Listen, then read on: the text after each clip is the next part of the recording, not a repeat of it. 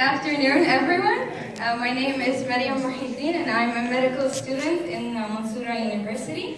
My topic today is a very controversial one. I'm sure all of you have heard about before, which is Ebola. First of all, what is Ebola? Ebola is a very severe and fatal illness caused by infection by one of the Ebola virus strains. It comes from the family of Viloviridae and genus Ebola virus.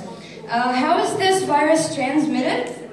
This virus is first introduced to humans through direct contact with bodily fluids of infected or even dead animals, and then it is transmitted in the same way in between humans. The animals that are the suggested hosts for this virus are mostly fruit bats and monkeys, and the recent or almost all the outbreaks occurred in tropical and rural areas, mostly in Central and Western Africa.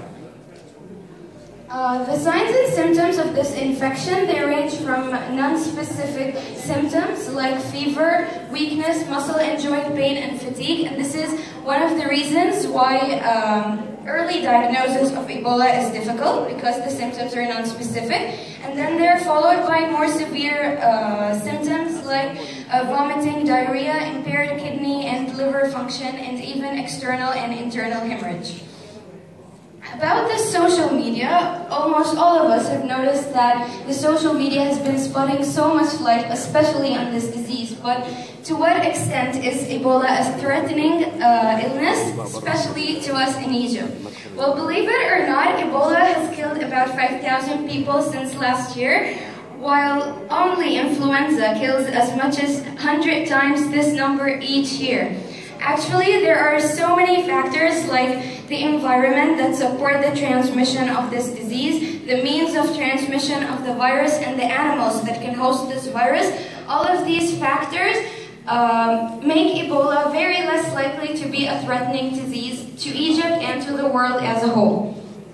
However, the social media has been spreading so much awareness all over the world, but there is one problem, which is the social media has left the world scared and still not well informed about the disease.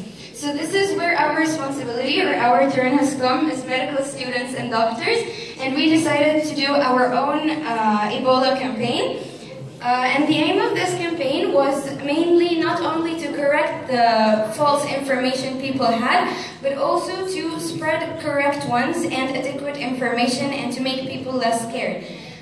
This campaign was mainly in our local societies, starting of course with Mansoura University and other educational societies in the country, including Arab Academy for Science and Technology in Alexandria, Tanta University, and Delta University. Our Ebola campaign was composed of 3 basic stages. The first stage was a pre-survey that consisted of a questionnaire made of basic questions about some simple facts about Ebola, and the main aim of this first stage was to evaluate the initial information people had about the disease. The second stage was mainly about awareness, spreading awareness through orientations in our campaigns, brochures, videos, and other social activities. A post-awareness survey was also done. It was the same questionnaire as the pre-survey, but it was very important to compare between people's answers or the results before and after the awareness. Those are pictures from our awareness campaigns. Those ones are from Faculty of Medicine, Mansoura University. Those ones are from dentistry and clinical pharmacies, also in Mansoura University. And that one is from Alexandria Arab Academy for Science and Technology. Finally, the results. There was a total number of 1,515 surveyors, about an equal number of males and females, 336 of which were medical students. How many have heard about Ebola before? About 337 surveyors. 80% of them said that their source of information was the internet, with TV coming in second with 16%. Now, regarding the results about the value or the effect of awareness, in the initial survey, 60% answered most of the questions with "I don't know," while in the post-survey, 94% agreed that Ebola is a fatal disease, and 98% agreed that it is still preventable. Finally, I would like to thank Dr. Nisreen Omar and Dr. Rawia for giving us this chance today, and thank you all for your patience.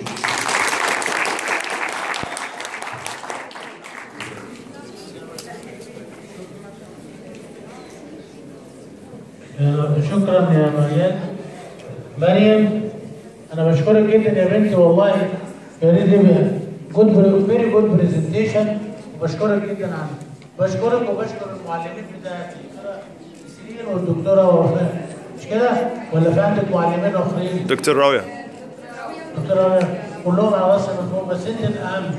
شاكرين جدا يا بابا، شكرا جزيلا.